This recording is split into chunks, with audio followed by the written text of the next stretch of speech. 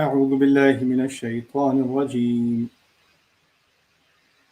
ومن أهل الكتاب من إن تأمنه بقنطار يؤديه إليك ومنهم من إن تأمنه بدينار لا يؤديه إليك إلا ما دمت عليه قائما ذلك بأنهم قالوا ليس علينا في الأميين سبيل ويقولون على الله الكذب وهم يعلمون رب اشرح لي صدري ويسر لي أمري واحلل عقدة من لساني يفقهوا قولي الحمد لله والصلاة والسلام على رسول الله وعلى آله وصحبه أجمعين أما بعد Assalamu alaikum wa rahmatullahi ta'ala wa barakatuh, everybody. So today, as I was reading, there are a bunch of things that caught my eye, and I had to write them all out. But at least one that I want to share with you today is the 75th ayah of Surah Al-Imran. At the surface, it's talking about us not judging people of the Jewish and Christian backgrounds with broad strokes. So to have a more nuanced view of how to judge people that are not from the same faith as we are. So let me just read the translation off to you first. وَمِنْ أَهْلِ الْكِتَابِ مَنْ إِنْ تَأْمَنْهُ بِقِنْطَارٍ يُؤَدِّهِ إِلَيْكَ. And among the people of the book, there are some people that if you were to entrust them with piles of wealth, so in our estimation, if you were to entrust them with the keys to your house, with your car, with your bank account, with all of your savings, with millions, if thousands or millions or whatever, if you would entrust them with everything, then they would return it back to you. They can be trusted like that. وَمِنْهُمْ مَنْ إِنْ تَأْمَنْهُ بِدِينَارٍ لَا يُؤَدِّهِ إِلَيْكَ. And among them, there are also those that if you were to entrust them with a single dollar, a single dinar, a single rupee, a single whatever currency, the dinar is a representative of currency here. So if you were to give them a penny, you wouldn't be able to trust them with it. إِلَّا مَا دُمْتَ عَلَيْهِ قَائِمًا, unless you are standing constantly over their head, where's my money, where's my money, where's my money, meaning you keep following up with them, reminding them, listen, you owe me, you haven't paid back, you haven't made payment for your, for the services I rendered, etc. The business deal is not over yet, you still owe me, it's outstanding payment or whatever. And they keep, blocking your calls or changing their number, and you got to find them or get a lawyer after them or whatever. This is إِلَّا مَا دُمْتَ عَلَيْهِ قَائِمًا. There are people that are so untrustworthy until you get the law after them, and until you get on their case, you're not going to get your money back.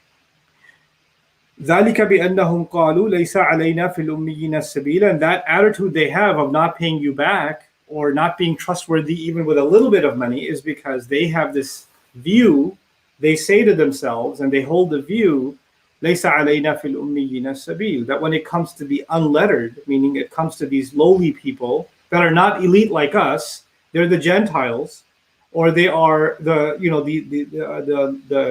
unsophisticated, the peasants, the lower class, the other. These people, they can't make a case against us. There's no way they can hold anything against us. Even if we take advantage of them, it's okay.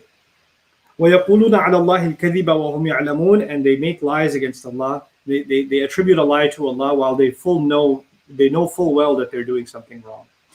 So yeah, at face value, this ayah seems to be talking about people of the book and two different kinds, the trustworthy and the untrustworthy. And the untrustworthy have this elitist attitude. But this entire series was predicated on one thing. Everything I read in the Quran for myself is actually a look at myself. How is this counsel for me? How is this a maw'idah for me?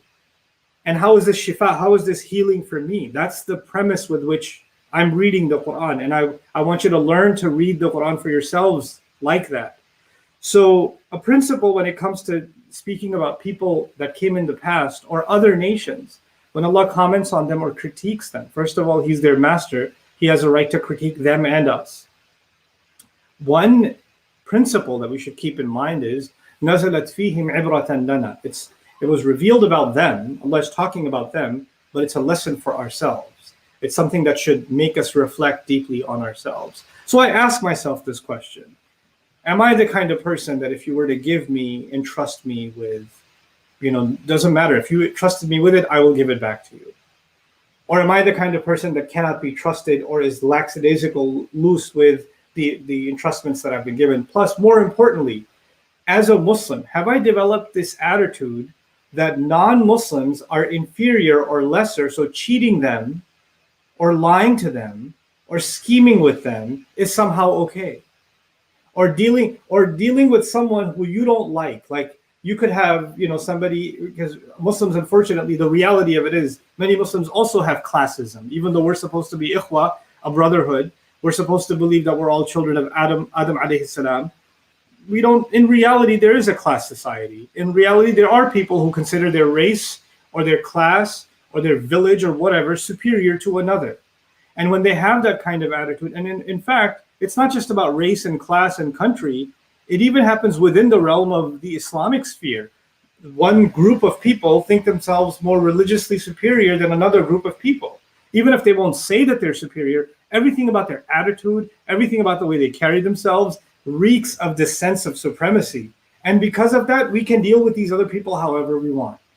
I can think they're not as Islamic as we are, so we don't have to treat them with the same, principle. And you know what happens then? The religion becomes a way of justifying self-righteousness. I just feel good about how guided I am, how saved I am, how on the right path I am. And then it gives me a false sense of security about how wrong these other people are and how way off the path they are. And when you develop that condescending view of somebody else and you've already, pushed them aside, then it becomes easy for you and me to say, you know what? So what if I didn't pay them back?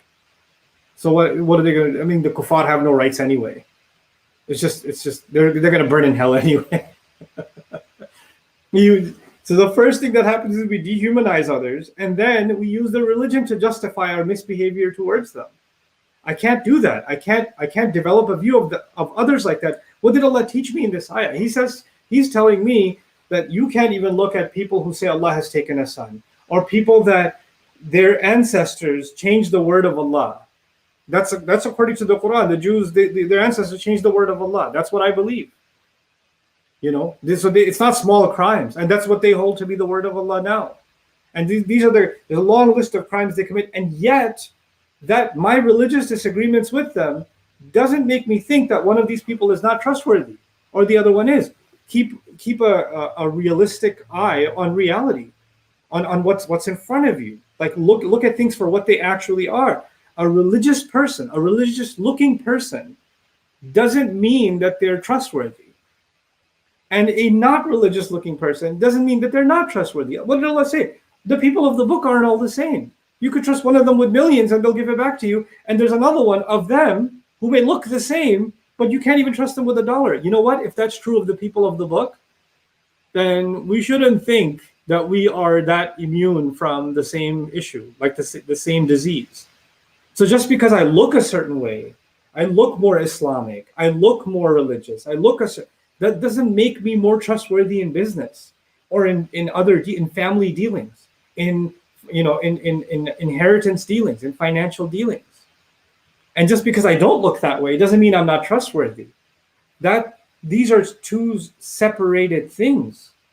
And Allah Azza wa Jal, clearly wants us to not be deluded by appearances. He knows what's really going on inside of the hearts.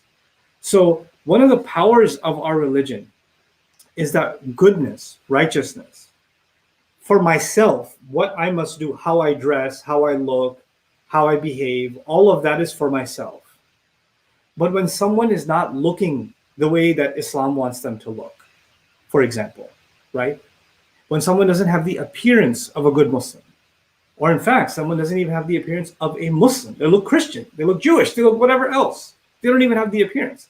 Appearances become irrelevant when it comes to my judgment of character. I can comment for myself on what I can understand for myself, what is halal and what is haram and what is wajib and what's mandatory, what's not mandatory. All of that doesn't go away. All of those judgments are constant. But the way I think about somebody else, I don't look at their appearance or what's coming out of their mouth necessarily, just that alone, the outwardly of things, and make a judgment on their character that they're a good person or they're a bad person. Either way is bad. We're not gullible and we don't give blind, this is not benefit of the doubt. This is going beyond benefit of the doubt and being gullible and feeling like you're safe. You have to take your precautions anyway. It doesn't matter. I've been scammed by people that have memorized the Quran before. That's happened. That's a reality. So I'm not going to look at somebody who speaks really good Arabic and say, mashallah, this is a righteous person. No, I'm going to give them benefit of the doubt, but I'm still going to be realistic about how I deal with them. The same way, someone who doesn't look the way that I'm comfortable with or talks the way that I'm comfortable with is not going to, that level of discomfort is there, but it's not going to allow me to pass a judgment on this person that there's no good inside them or they can't be trusted with a job or whatever else. We have to separate those things. Appearance has been separated from character in a very profound kind of way. And this is not to wash down the requirements of Islam or the regulations of Islam, but to understand something much deeper. Actions and appearances are separate, and the judgment of character is something else entirely. And we have to be realistic and not gullible on the one end, and not overly judgmental on the other either.